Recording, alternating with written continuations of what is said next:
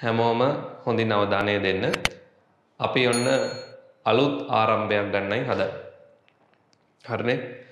සාමාන්‍ය ක්‍රමයෙන් පොඩ්ඩක් අපගමනය වෙලා අපි අලුත් ආරම්භයක් ගන්න හදන්නේ. සාමාන්‍යයෙන් රිවිෂන් පන්තියක් කරන්නේ විභාගය ලිව්වට පස්සේ. නේ? එකවරක් විභාගයට මූණ දුන්නට පස්සේ දෙවෙනි පාර හෝ තුන්වෙනි පාර විභාගය කරනවා නම් ඒ වගේ ළමයින්ට තමයි රිවිෂන් පන්තියක් සාමාන්‍යයෙන් කරන්නේ. ඒ වුණාට අපි අපේ පන්තියේ ගිය අවුරුද්දේ නම් ඒ ආකෘතිය ඒ මොඩල් එක පොඩ්ඩක් වෙනස් කරා.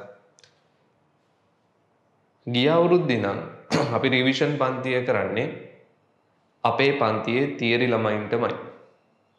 හරිනේ? විභාගේ ලියපු අයට අවශ්‍ය නම් ඒගොල්ලන්ට වෙනම පන්තියක් කරනවා. අපේ තියරි ළමයි වෙනුවෙන් වෙනම රිවිෂන් පන්තියක් කරගෙන යනවා. අපි ඒක ගිය අවුරුද්දෙත් කරා 2021 මේ අවුරුද්දේ විභාගෙ ලියන ඕගොල්ලන්ට වඩා අවුරුද්දක් වැඩිමල් අයියලා කළ සෙට් එක ඒගොල්ලන්ටත් මේ විදියටම වෙනම පන්තියක් කරා. හරිනේ? ඇත්තටම ඒගොල්ලෝගේ පන්තිය ඉවර වුණේ ගිය සතියේ බදාදා. හරිනේ? ඒගොල්ලෝගේ පන්තිය ඉවර වුණේ ගිය සතියේ බදාදා. ඒ නිසා තමයි ඕගොල්ලෝගේ පන්තිය ටිකක් මෙහෙම පස්සට ඇද්දේ. ඒගොල්ලෝගේ පන්තිය ගිය සතියේ බදාදායින් ඉවර වුණා සැප්තැම්බර් 1 වෙනිදා. ඒ නිසා සැප්තැම්බර් 8 වෙනිදා ඔන්න ඕගොල්ලෝගේ පන්තිය පටන් ගත්තා. හරිනේ? මේ 2022 තියරි ළමයින්ට පවත්වන රිවිෂන් පන්තිය. මම පොඩි හැඳින්වීමක් කරන්නම්. හොඳින් අවධානය දෙන්න. අපි මේකේ පළවෙනි පාඩම ඒ කියන්නේ මිනුම ඒකක හාමාන මිනුම් උපකරණ කොටස කරන්නේ අවශ්‍ය වුණොත් අන්තිමටම. හරිනේ? පළවෙනි පාඩම කරන්නේ 2022 විභාගයට අවශ්‍ය නම් එහෙම හිතනවනේ මේ අවුරුද්දට මිනුම් උපකරණ ඒවි. ඒ වගේ තත්වයක් පේනවා නම් අපි පළවෙනි පාඩම කරන්නේ අන්තිමටම. රිවිෂන් එක පටන් ගන්න අපි යාන්ත්‍ර විද්‍යාවෙන්. හරිනේ? යාන්ත්‍ර විද්‍යාව දෝලන හා තරංග ආලෝකය සමහර විට තාපය දක්වා පිළිවෙලට කරගෙන එනවා. ඕගොල්ලන්ට පොතක් මෙන්න මේක සමහර ළමයින්ට ලැබිලා ඇති සමහර ළමයින්ට තවම නැතුව ඇති. මෙහෙමයි. මුලින් ඕඩර් කරපු අයට පොත් එවලා ඇති. පහුවෙච්ච ළමයින්ට තාම ඇවිල්ලා නැතුව ඇති. ඒ කියන්නේ ඔයා ඕඩර් එක දැම්මේ පස්සේ නම් තාම ඇවිල්ලා නැහැ. බය වෙන්න එපා. හැමෝටම ගෙදරට පොත එවනවා. හරිනේ? හැමෝටම එවනවා. අද දවසේ පොත නැති වුණත් අපිට වැඩ ටික කරගෙන යන්න පුළුවන්. අද පුළුවන්. නමුත් දිගට මේක කරන්න අමාරුයි. ලබන සතිය වෙනකොට අපි කොහොම හරි වැඩේ පිළිවෙලට සකස් කරගෙන හැමෝම පොත ගන්න ඕන අතට. හරිනේ? අද දවසේ අපි කමක් නැහැ. පොත නැතත් වැඩේ කරගෙන යමු. ලබන සතිය වෙනකොට අපි හැමෝම කොහොම හරි කතා බහ කරලා පොත ගෙන්න ගමු. පැහැදිලිනේ? ඊළඟ එක මේ පොතේ තියෙන්නේ යාන්ත්‍ර විද්‍යාවේ සිට තාපය දක්වා. ඊළඟ කොටස ඒ කියන්නේ මේ පොතේ දෙවෙනි කොටස අපි ඒක අවශ්‍ය වුණොත් ඉස්සරහට භාවිතයට ගන්නවා. දැනට කලබල වෙන්න එපා. සම්පූර්ණ සිලබස් එක කොටස් දෙකකට කඩලා තියෙන්නේ. මේ පළවෙනි පොත මේකේ තියෙනවා යාන්ත්‍ර විද්‍යාවේ සිට තාපය දක්වා. හරිනේ? ඊළඟට මේ රිවිෂන් පන්තියේ අපි මුල් පාඩම් ටික ඉවරුනාට පස්සේ මම සිලබස් එක අන්තිම කොනෙන් පටන් ගන්නෙ. ඒ කියන්නේ තාපය ඉවරුනාම ක්ෂේත්‍ර නෙමෙයි කරන්නේ. මොකද මේකේ ආලෝකය ඉවර වෙනකොට ගොඩක් වෙලාවට අපි සාමාන්‍ය තියරි පන්තියේ ඉන්නේ ක්ෂේත්‍රවල ධාරා විද්‍යුතය තුල. ඒ නිසා ඒ දවස් වලට නැවතත් ඒ පාඩමම කරන්න අවශ්‍ය නැහැ. ආලෝකය දක්වා ඉවරුනාම බොහෝ විට මම කරන්නේ සිලබස් එකේ අන්තිම කොනෙන් ආයෙ පටන් ගන්නවා. මොකද එහෙම කරොත් විභාගයට මාස 3ක් හෝ 4කට කලින් සිලබස් එක ඉවර වෙනවා. දැන් 2021 අයියලක් කලට සිලබස් එක ඉවරයි වගේ තමයි. මං අර ඉවර නොකර පොඩ්ඩ කරන්නේ හදිසියවත් විභාගෙ කල් ගියොත් ඒගොල්ලොන්ට අමතක වෙනවා ෆිසික්ස්. හරිනේ? ඒගොල්ලන්ට ඇත්තටම එක පාඩමයි තියෙන්නේ. මේ අන්තිම පාඩම චුට්ට කරනවා. කරන්නේ එහෙම කරන්නේ නැත්තම් පන්ති නැවතුවොත් ෆිසික්ස් අමතක වෙනවා. පන්තිය නවත්තන්න බැරි නිසා තමයි හිමින් කරන්නේ. නමුත් ඒගොල්ලොන්ට සිලබස් එක කවර් වෙලා කිසිම අවුලක් නැහැ. ඒ වගේම ඒගොල්ලන්ට වෙනම මොඩල් පේපර් කරනවා. ඒගොල්ලන්ට දින 12න් B එකක් කියලා වෙනම ප්‍රෝග්‍රෑම් එකක් කරනවා. ගොඩක් වැඩ යනවා ඇතුලේ. හරිනේ? ඕගොල්ලන්ටත් එහෙමයි. මම ඒක කිව්වේ මේකත් එක්ක පටන් අරන් පාඩම් ටික පිළිවෙලට කරගෙන යනකොට ඕගොල්ලන්ට දීලා ඇති ටයිම් ටේබල් එකක්. හරිනේ? ඒක ටිකක් එහෙම ලස්සන නෑ. හැබැයි වැඩේ පිළිවෙලයි. ලස්සන කොලයක එහෙම 4 color print කරලා නෑ. නමුත් කාල සටහන පිළිවෙලයි. හරිනේ? මේක හම්බුණු ළමයි මේක අතට ගන්න. හම්බුනේ නැත්තම් කලබල වෙන්න එපා. ලබන සතිය වෙනකොට කොහොම හරි මේකත් අතට ගන්න ඕන. මේ වැදගත් දේවල් හොඳේ. ටයිම් ටේබල් එක. දැන් හොඳට මතක තියාගන්න අදින් පස්සේ අපි කෙලින්ම වැඩ කරන්නේ විභාගයේ ඉලක්ක කරගෙනමයි. හරිනේ? අද ඉඳන් අපි වැඩ කරන්නේ එක්සෑම් ටාගට් කරගෙනම තමයි. ආය වෙන මුකුත් කතන්දර නැහැ. මොනවා කරත් එක්සෑම් එක ටාගට් කරගෙන තමයි වැඩ කරන්නේ. කොහොමත් විභාගෙට අවුරුද්දක්වත් තියලා හරියට මැච් එක ගහන්න පටන් ගන්න ඕන. ඒ කියන්නේ අපි අවුරුද්දක පුහුණු වැඩසටහනක්. අවුරුද්දක් තිස්සේ පොඩි ට්‍රේනින් ප්‍රෝග්‍රෑම් එකක් තිබ්බොත් නිතර හොඳින් ප්‍රැක්ටිස් කරොත් අපිට පුළුවන් අර ඊයේ වගේ මැච් එක දිනා ගන්න. හරිනේ? හොඳින් ප්‍රැක්ටිස් කරොත් තමයි ඇත්තටම A level කියන මැච් එක දිනන්න පුළුවන්. එහෙම නැත්නම් මේක දිනන්න බෑ. ඔයාගේ හැකියාව වගේම ඔයාගේ කැපවීම වගේම ඔයාගේ පුහුණුවත් වැදගත්. හැකියාව ඕන, කැපවීම ඕන, පුහුණුව ඕන. ඔය ඔක්කොම එකතු වුණාම තමයි හොඳ මැච් එකක්, හොඳ ගේම් එකක්, හොඳ එන්ඩ් එකක්, සතුටුදායක අවසානයක්. පැහැදිලිද? රයිට්. මේක බලන්න. මෙතනින් ඉස්සරහට අපි අවුරුදු වලින් වැඩ කරන්නේ නැහැ. මාස වලින් වැඩ කරන්නේත් නැහැ. අද සිට අපි වැඩ කරන්නේ සති වලින්. මේ ටයිම් ටේබල් එක හදලා දුන්නේ සති 20කට. සති 20කට මේකේ තියෙනවා භෞතික විද්‍යාව, රසායන විද්‍යාව, සංයුක්ත ගණිතය, ජීව විද්‍යාව. IT කොටස විතරයි නැත්තේ. මේ මම IT සිලබස් එක ගැන ලොකු දැනුමක් නැහැ. ඇත්තම කතාව මම අර ඒක හරියටම දන්නේ නැති නිසා මම ඒක හැදුවේ නැහැ. හරිනේ? physics, chemistry, combined bio ඔක්කොම තියෙනවා. සති 20කට බෙදලා තියෙන්නේ ඕගොල්ලොන්ගේ සිලබස් එක සම්පූර්ණ සිලබස් එක නෙමෙයි. දැනට ඉගෙනගෙන තියෙන ටික.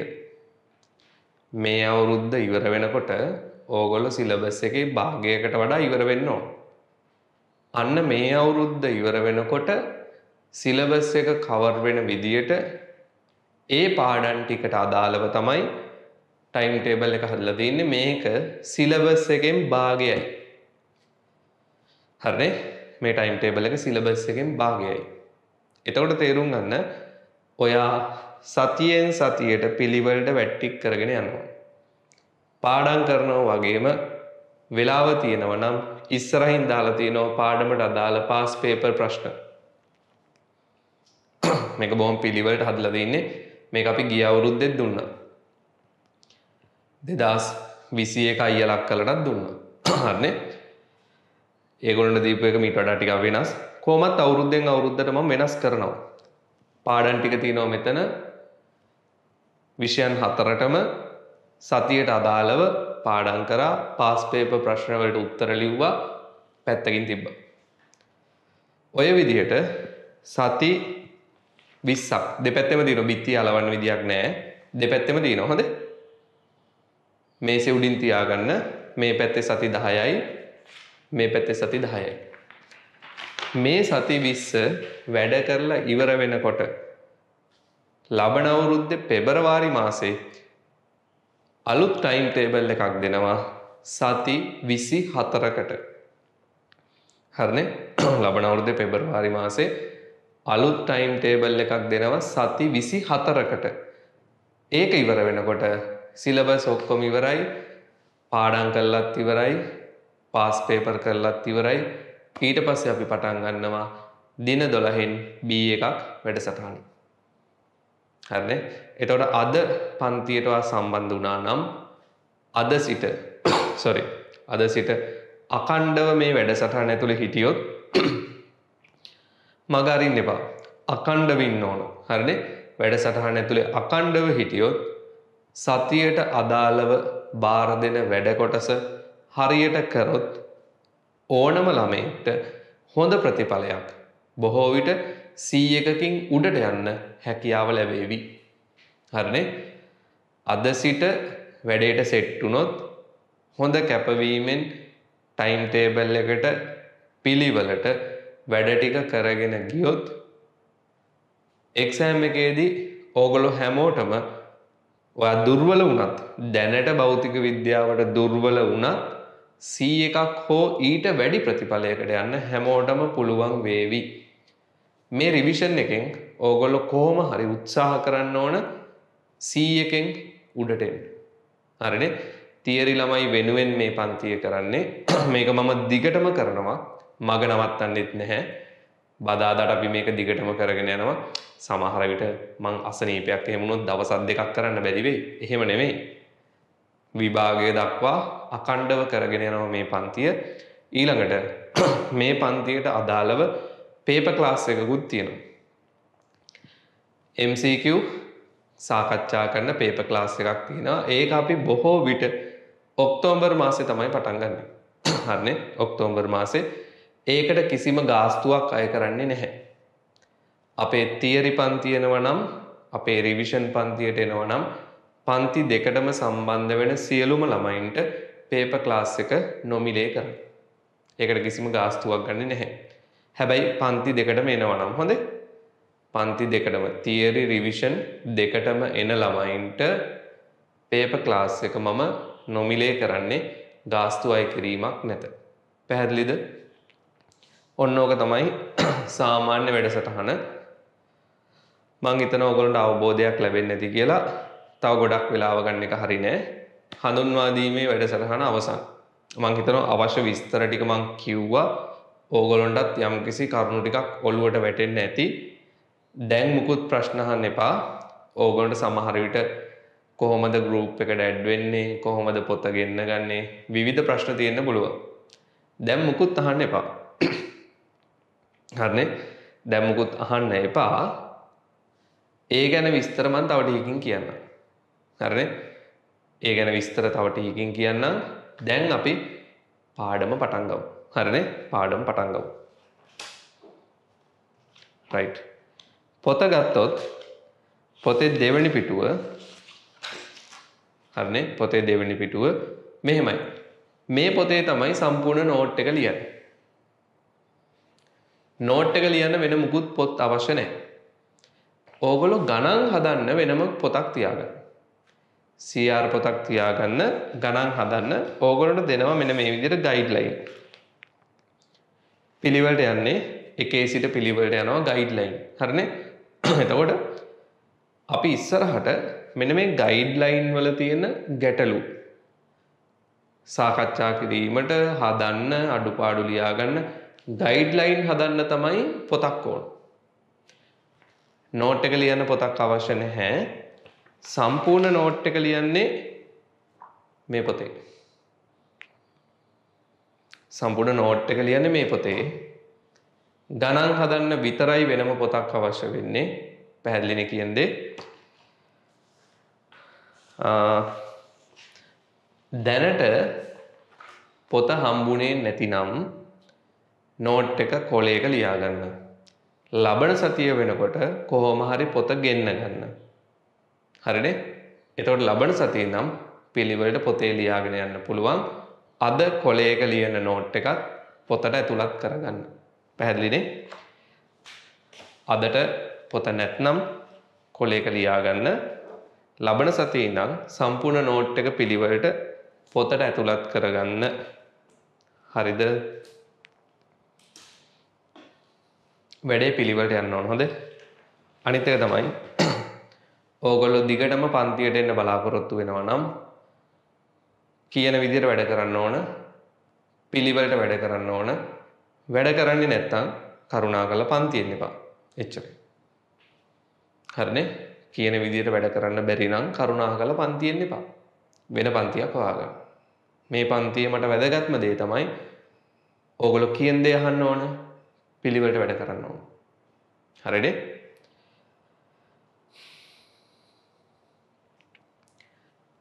ටයිම් ටේබල් එක බලන්න ප්‍රශ්න අහන්න එපා. ටයිම් ටේබල් එකේ තියෙනවා කවද්ද පටන් ගන්න ඕන දින ඔක්කොම දාලා තියෙනවා. පටන් ගන්න දිනය අවසන් වෙන දිනය ඔක්කොම තියෙනවා. ඕක ඉවරනකොට ඊළඟ ටයිම් ටේබල් එක දෙනවා. මතක තියාගන්න. ওই ටයිම් ටේබල් එක සති 20යි සිලබස් එකෙන් භාගයයි. හරිනේ? ඊළඟ ටයිම් ටේබල් එක සති 24යි සම්පූර්ණ සිලබස් එකට. ඒක සම්පූර්ණ සිලබස් එකට. හොඳයි? right. දැන් ඇති. හැමෝම පෙරලා ගන්න පොතේ පිටු අංක 2 පොත නැති ළමයි විතරක් කොලයක ලියා ගන්න නෝට් එක.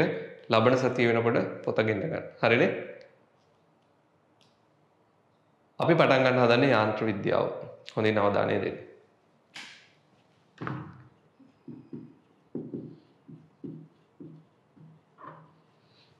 අපි යාන්ත්‍ර විද්‍යාව ප්‍රධාන කොටස් දෙකකට වෙන් කරනවා. ඒ තමයි ගතිකය සහ ස්ථිතිකය.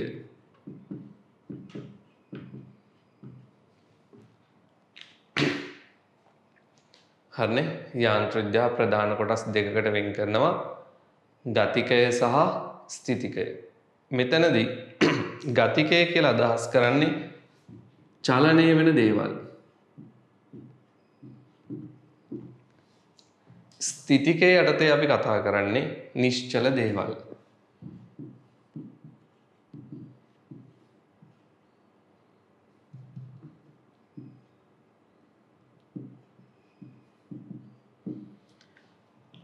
හරිනේ? ගතිකය යටතේ අපි කතා කරන්නේ චලනය වෙන දේවල්. ස්ථිතිකය යටතේ කතා කරන්නේ නිශ්චල දේවල්. මූලික වශයෙන් ඕක තමයි වෙනස. දැන් අපි මුලින් පටන් ගන්නෙ පළවෙනි කොටස ගතිකයේ කොටස චලනය වන දේවල්. හරිනේ? මුලින් කතා කරන්නේ චලනය වන දේවල්.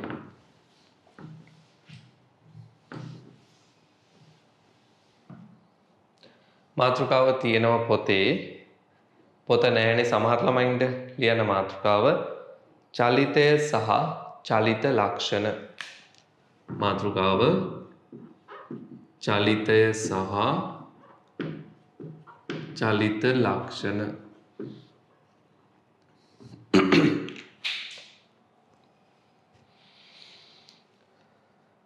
චලිතය සහ චලිත ලක්ෂණ.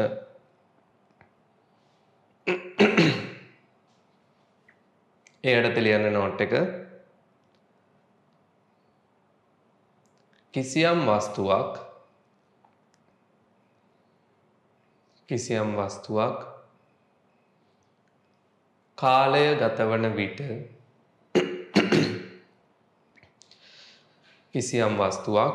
කාලය ගතවන විට අවට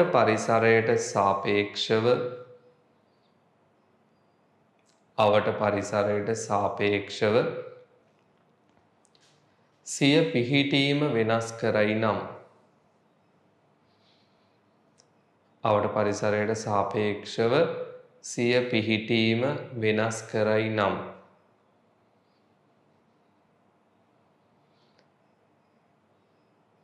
එම වස්තුව චලනය වේයයි සලකයි.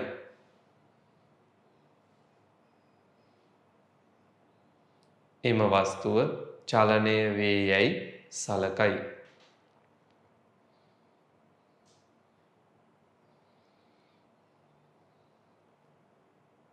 හරිද? අහගෙන ඉන්න. කිසියම් වස්තුවක් අපි තුමු ඒ වගේ කාලය ගත වෙනකොට කාලය ගත වෙනකොට අවට පරිසරයට සාපේක්ෂව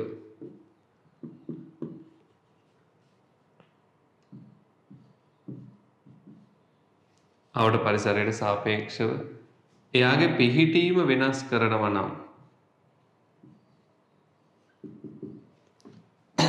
කාලය ගත වෙනකොට අවට පරිසරයට සාපේක්ෂව පිහිටීම වෙනස් වෙනවා නම් අපි කියනවා චලිතයක් කියලා.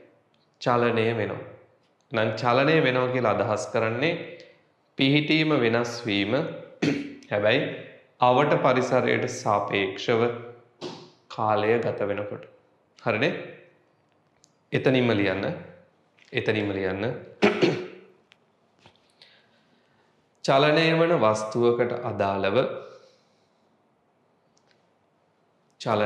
වස්තුවකට අදාළව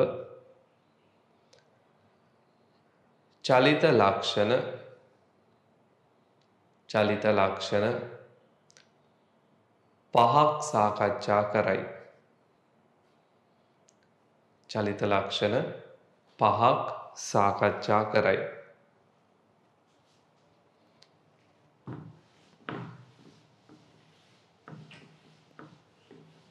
චලිත ලක්ෂණ පහක් සාකච්ඡා කරයි. right. එකින් එක ඉගෙන ගනිමු. පළවෙනි එක දුර. තවත් දාලා ලියන්න දුර. ඉස්සරහින් ලියන්න.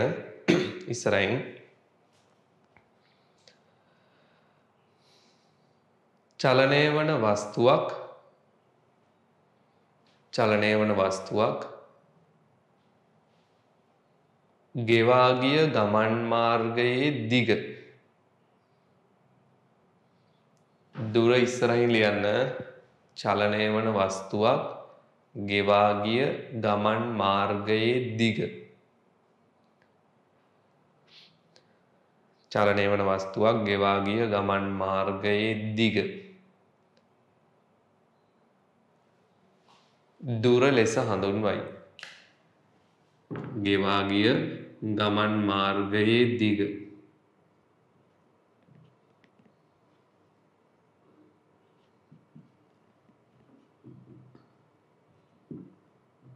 A සිට බීට ආවනම් මෙන්න ගියපු මාර්ගය මේ මාර්ගයේ දිග තමයි දුර. හරිනේ? ගෙවා ගිය ගමන් මාර්ගයේ දිග. ඒක තමයි දුර.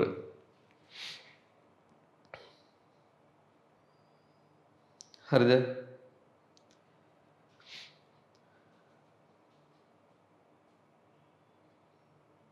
ගෙවා ගිය ගමන් මාර්ගයේ දිග. ඒක තමයි දුර. හරි?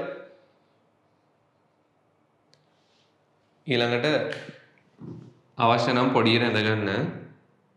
ඊළඟ එක වේගය.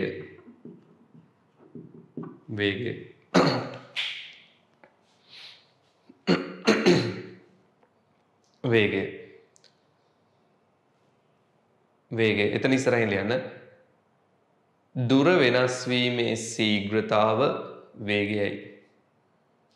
දුර වෙනස් වීමේ ශීඝ්‍රතාව වේගයයි.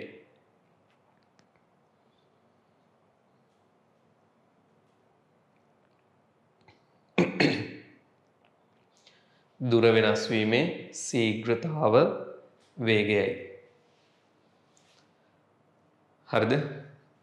අපි වේගය u කියලා ගත්තොත් දුර d නම් කාලය t නම් වේගය කියන්නේ දුර වෙදීම කාලය දුර වෙනස් වීමේ ශීඝ්‍රතාව. ඊළඟට විස්ථාපනය.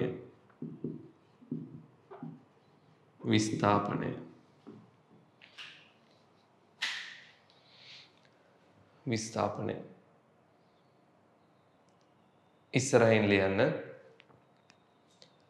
චලනය වන වස්තුවක සලකන පිහිටීම් දෙකක් අතර චලනය වන වස්තුවක සලකන පිහිටීම් දෙකක් අතර සරල රේඛීයව මනිනු ලබන කෙටිතම දුර චලනය වන වස්තුවක සලකන පිහිටීම් දෙකක් අතර සරල රේඛීයව මනිනු ලබන කෙටිතම දුර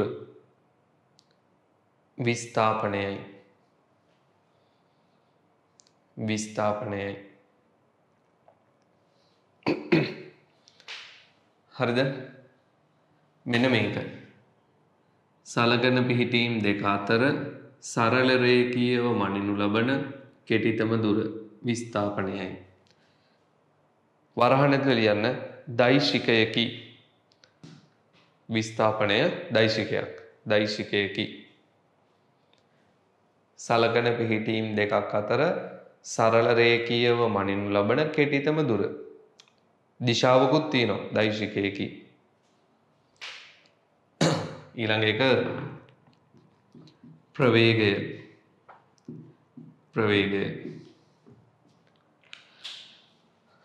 ප්‍රවේගය. ඉස්සරහින් යන්න. විස්ථාපනය වෙනස් වීමේ ශීඝ්‍රතාව ප්‍රවේගයයි.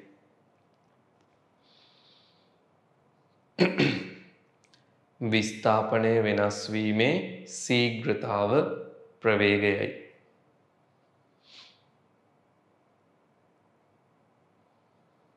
විස්ථාපනය වෙනස් වීමේ ශීඝ්‍රතාව ප්‍රවේගයයි. ප්‍රවේගය v නම් v සමානයි s බෙදීම t. ප්‍රවේගය කියන්නේ විස්ථාපනය වෙනස් වීමේ ශීඝ්‍රතාව. හරිනේ? විස්ථාපනය වෙනස් වීමේ ශීඝ්‍රතාව. හරිද?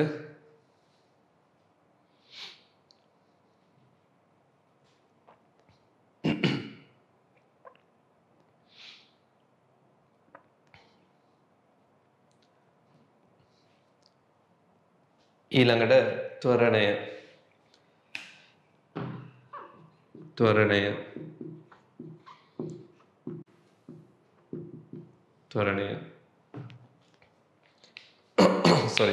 මේ ඔයගොල්ලෝ දන්න දේවල්ම තමයි. හරිනේ? නමුත් අපි මේ රිවිෂන් පන්තියේදී තියරි ඔක්කොම ටික නැවත සාකච්ඡා කරනවා. හරි? රිවිෂන් පන්තියේ අපි තියරි මුල ඉඳන්ම සාකච්ඡා කරනවා. හැබැයි කෙටියෙන්. තියරි පන්තිය වගේ ගොඩාක් විස්තර කර යන්නේ නැහැ. හැබැයි සියලුම තියරි කොටස් කෙටියෙන් සාරාංශගත කරලා නැවත මතක් කරනවා. හරිනේ? ඔක්කොම මතක් කරනවා. මුකුත් අඩු කරන්නේ නැහැ. හැබැයි පොඩ්ඩක් කෙටියෙන්.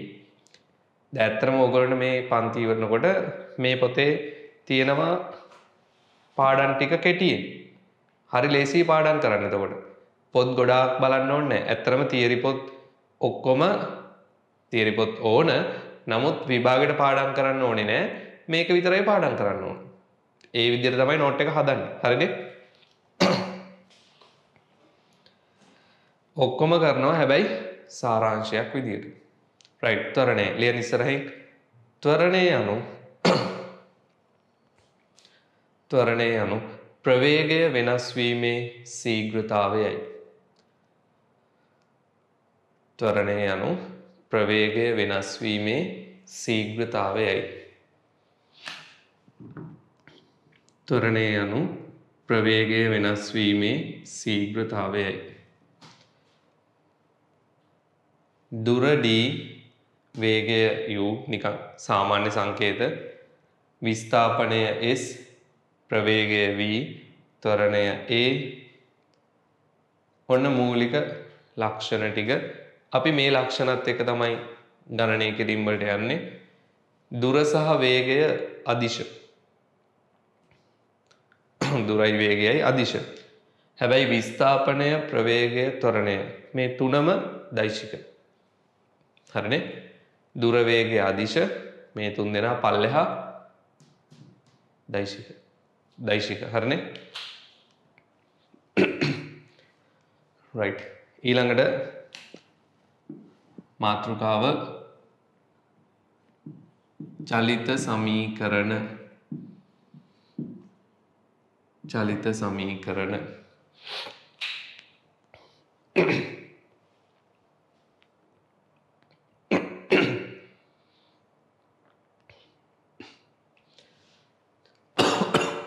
sorry.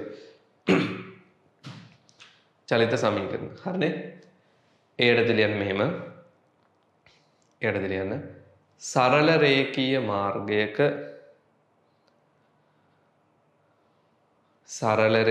මාර්ගයක ඒකාකාර ත්වරණයෙන් චලනය වන වස්තුවක් සඳහා සරල රේඛීය මාර්ගයක ඒකාකාර ත්වරණයෙන් චලනය වන වස්තුවක් සඳහා පහත සමීකරණ වලංගු වේ. පහත සමීකරණ වලංගු වේ. right. සරල රේඛීය මාර්ගයක් ඒකාකාර ත්වරණයෙන් චලනය වන වස්තුවක් ආරම්භක ප්‍රවේගය u අවසාන ප්‍රවේගය v සලකන කාලය t විස්ථාපනය s. එහෙනම් v සමානයි u ධන at s සමානයි u ධන v බෙදීම 2 වරක් t s සමානයි ut ධන භාගයයි at වර්ග b වර්ග සමානයි u වර්ග ධන 2යි as. ඔන්න චලිත සමීකරණ 4. සරල රේඛීය මාර්ගයක ඒකාකාර ත්වරණයෙන් චලනය වන වස්තුවකට තමයි වලංගු වෙන්නේ. ආරම්භක ප්‍රවේගය, අවසන් ප්‍රවේගය, ඒකාකාර ත්වරණය, සලකන කාලය, සිදු කළ විස්ථාපනය.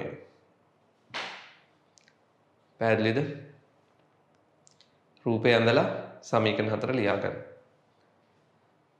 හරිනේ? මම මේ කිව්වේ මතක් කිරීමක් කරනවා. හැබැයි සාරාංශය. දැන් මෙතන මම චලිත සමීකරණ ඔප්පු කිරීමකට යන්නේ නැහැ. හරිනේ? සමීකරණ ඔප්පු කරන්න වෙලාව ගන්නෙ නැහැ. හැබැයි මතක් කරනවා මෙහෙම දේවල් අපි කරා. හරිනේ? මේ විදිහට තමයි සම්පූර්ණ සිලබස් එකම ඉස්සරහට යන්නේ. ඔක්කොම මතක් කරනවා. හැබැයි ඔප්පු කිරීම වලට වැඩි වෙලාවක් ගන්නෙ නැහැ. හරිනේ?